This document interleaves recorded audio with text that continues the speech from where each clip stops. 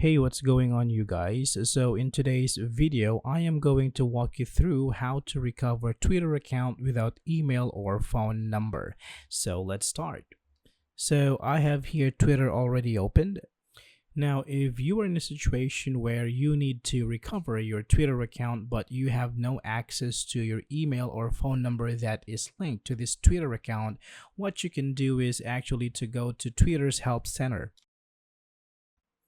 Now, once you're here, scroll down and tap on File a Report.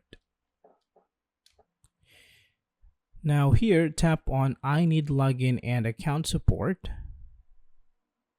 and tap I can't log into my account. Now in here, you can actually type in your Twitter username and tap on search. Now once in here, tap on Still Need Help. Now from here, provide your email address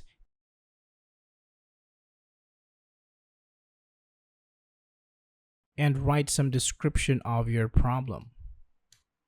So you can write something like this and include more details about the problem that you are experiencing.